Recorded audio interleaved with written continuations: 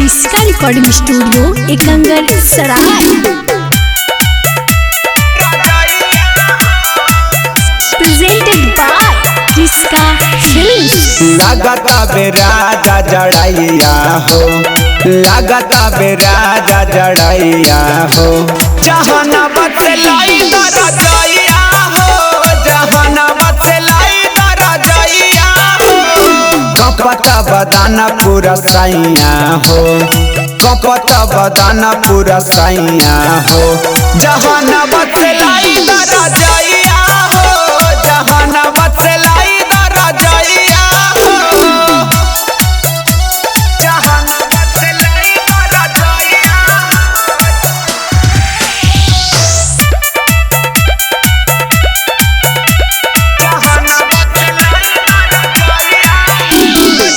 हम करतवा न घरवा के हीटर, मीटर के बिल बड़ी बढ़ता, ए सैया बड़ी गिरत पाला, एही से जाड़ा बड़ी लहगता।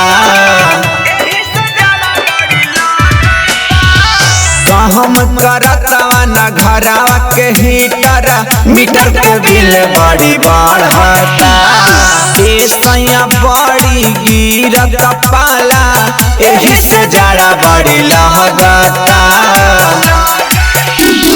खिड़की से आवता हवैया हो, खिड़की से आवता हवैया हो, जहाना बतलाई रजैया हो, जहाना बतलाई रजैया हो।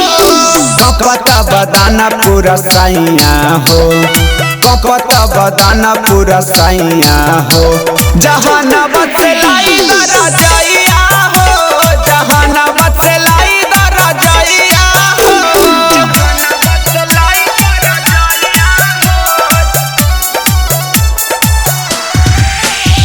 जहाना बतलाई रजैया हो। इसका रिकॉर्डिंग स्टूडियो एकंगर सराय के तानो सटतवा रकुंडा न वाला मुआ, कुछो न होता सारा बा, जाड़ा के सीजन देता बड़ी रीजन, छोड़ा का नहीं कसारा बा।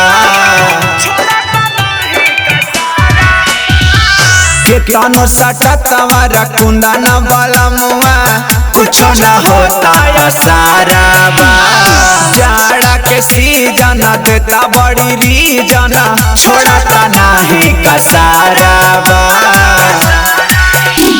पीरिन से राजा बात ना भुलाई हा हो, पीरिन से राजा बात ना भुलाई हा हो, जहाना बतलाई रजैया हो, जहाना बतलाई रजैया हो।